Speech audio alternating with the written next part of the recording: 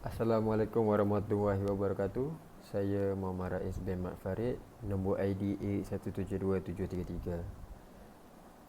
Hari ini saya akan membentangkan presentation berkenaan tajuk dari subjek khusus hubungan etnik. Tajuk tugasan saya ialah pandangan masyarakat terhadap usaha dakwah melalui politik. Pertama kali saya ingin mengucapkan jutaan terima kasih kepada pensyarah saya iaitu Prof. Madya Dr. Amiruddin Basir Elias Ahmad. Okey, untuk slide seterusnya. Yang pertama, dakwah. Dakwah membawa erti memanggil, mengajak, menyeru dan menjemput sesuatu untuk merangsang kepada sesuatu tujuan. Politik. Politik bermaksud pengetahuan mengenai ketatanegaraan seperti tata pemerintahan, dasar-dasar pemerintahan dan sebagainya. Sebagai satu sistem politik, politik adalah satu konsep yang mengandungi ketentuan-ketentuan tentang siapa sumber kekuasaan negara, siapa pelaksana kekuasaan tersebut, apa dasar dan bagaimana cara untuk menentukan serta kepada siapa kekuasaan itu diberikan dan bagaimana bentuk tanggungjawab. Okey, slide seterusnya berkenaan kepentingan Islam dalam politik. Agama Islam apabila dimasukkan ke dalam dunia politik akan menyuntik pengaruh positif yang akan mendorong kepada kebaikan dan jalan kebenaran selari dengan tuntutan Al-Quran. Ini sekaligus akan mengelak dan menentang sebarang bentuk kezaliman seperti penindasan, penipuan, fitnah dan sebagainya.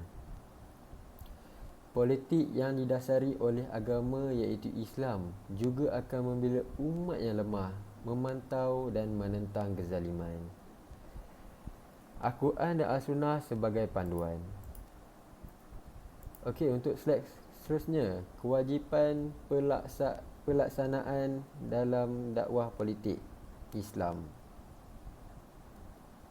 Okey, yang pertama, memelihara agama dan menyampaikannya. Bagi melaksanakan dakwah dalam sesebuah kerajaan, aspek memelihara agama merupakan perkara yang terpenting yang perlu dititik beratkan oleh pemimpin Islam. Pemimpin itu sendiri mesti mendirikan syiar-syiar Islam seperti solat fardu, solat jamak dan berjemaah, azan dan iqamat, penyampaian khutbah, menjadi imam dan perkara-perkara lain.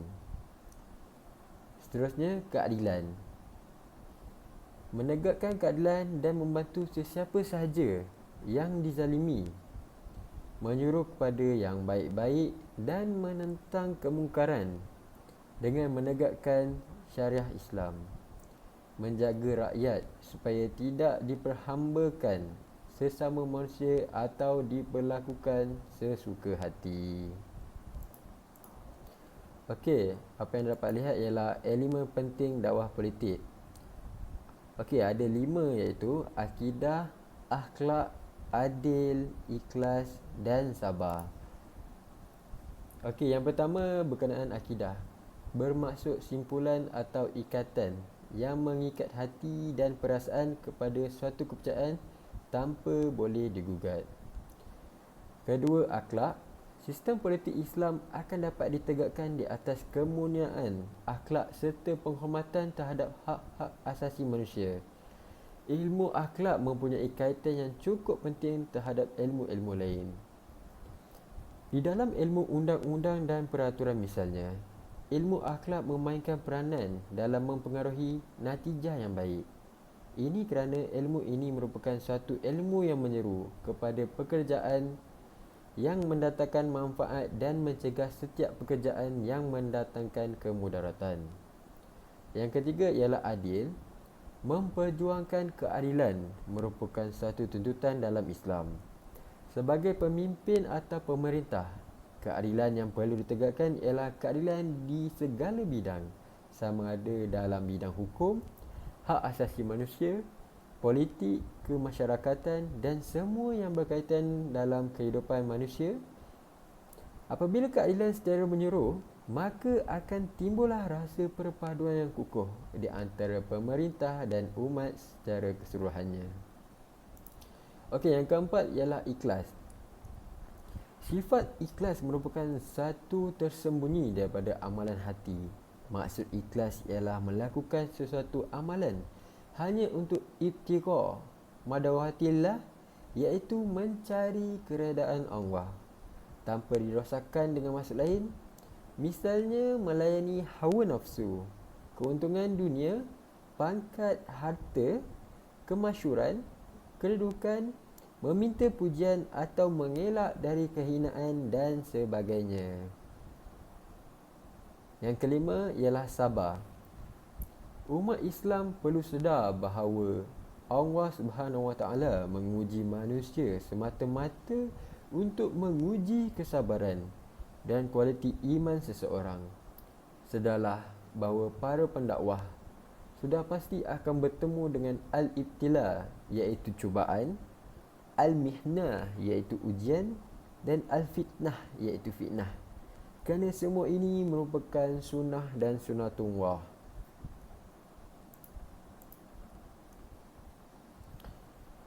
Okey, ini ialah kepentingan kajian.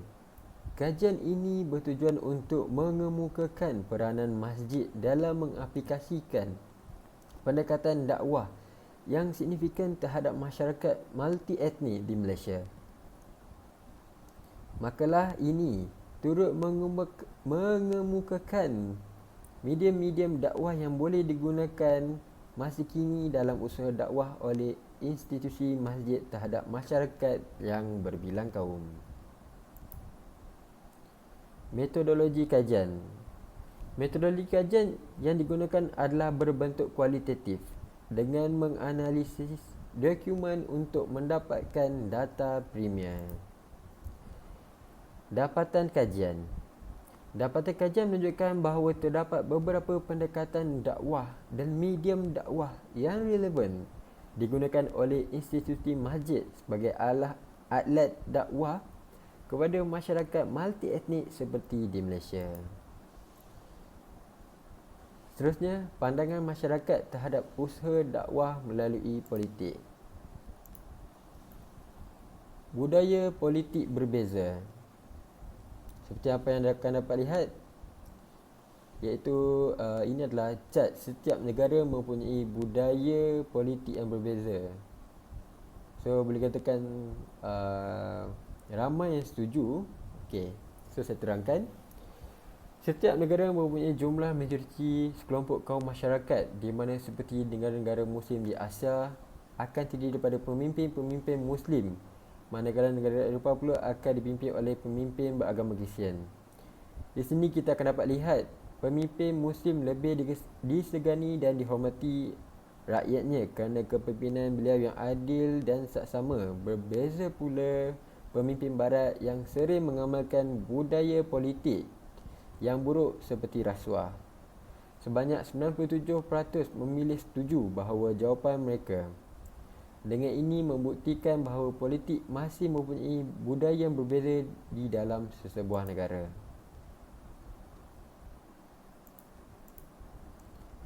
Okey, seterusnya penglibatan agama dalam politik.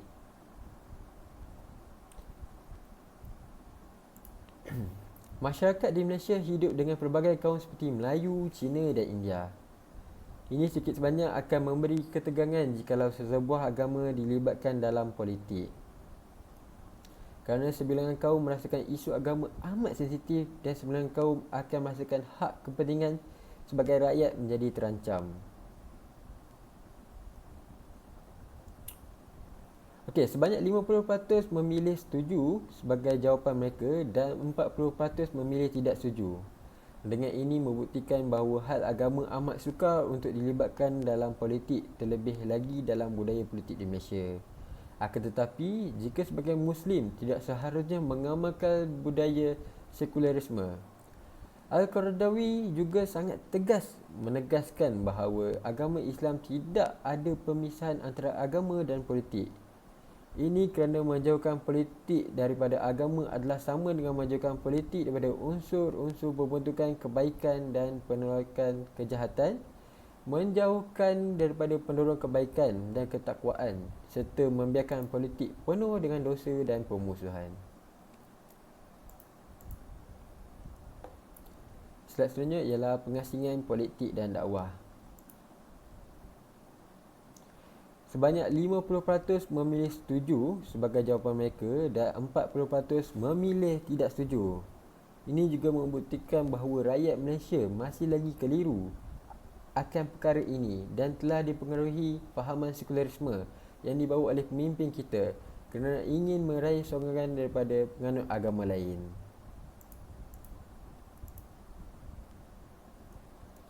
Seterusnya, sikap pemimpin terhadap rakyat.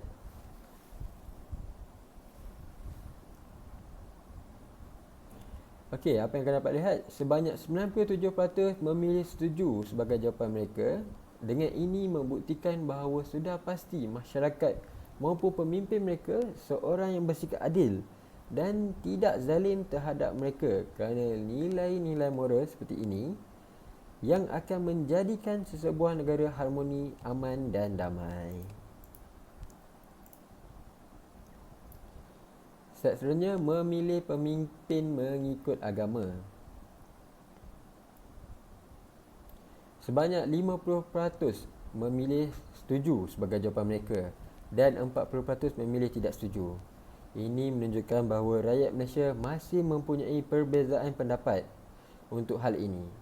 Ini kerana penganut agama lain juga mempunyai bilangan penduduk yang ramai. Ini sedikit sebanyak menyukarkan masyarakat untuk bersatu padu kerana sifat pentingkan diri untuk memilih pemimpin dari agama yang sama. Tetapi kita sebagai Muslim janganlah sekali untuk memilih pemimpin dari golongan kafir.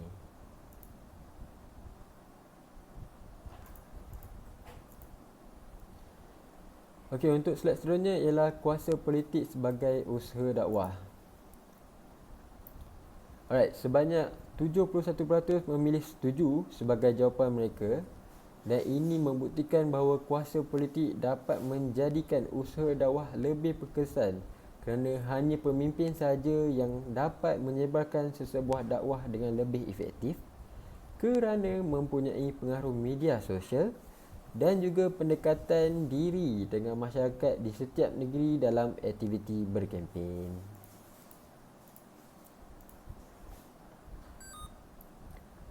Okey, untuk slide seterusnya ialah politik dakwah, perjuangan politik Islam. Politik Islam diperjuangkan bukan kerana politiknya tetapi kerana Islamnya.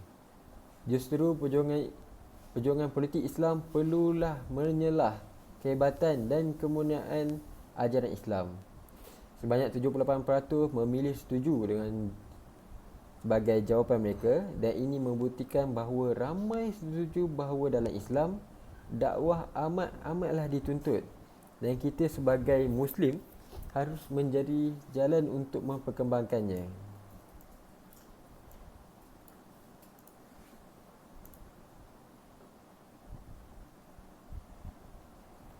Okey, untuk slide seterusnya ialah kuasa pemerintah.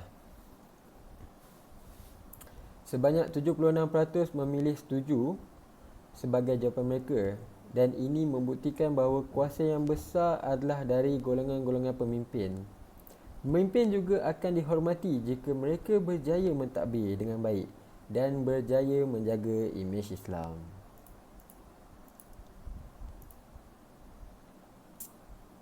Okey, slide seterusnya, adaptasi agama dalam politik. Sebanyak 88% memilih setuju sebagai jawapan mereka. Dengan ini membuktikan bahawa agama yang benar diadaptasi ke dalam politik sedikit sebanyak akan memberi pengaruh positif. Ini kita dapat lihat seperti pemimpin-pemimpin Islam yang sedia ada seperti Yusof Al-Qadrawi, Dr. Zakir Naik dan lain-lain.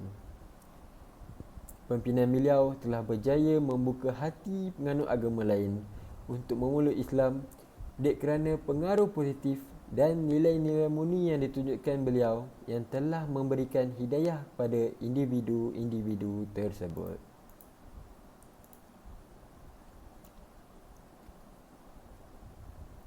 Dan yang terakhir, keharmonian masyarakat berbilang kaum. Sebanyak 97% memilih setuju sebagai jawapan mereka. Dengan ini membuktikan bahawa semua masih percaya bahawa masyarakat di Malaysia masih mampu untuk hidup harmoni walaupun hidup dalam kelompok-kelompok di Malaysia, walaupun hidup dalam kelompok-kelompok dari kalangan kaum yang berbeza.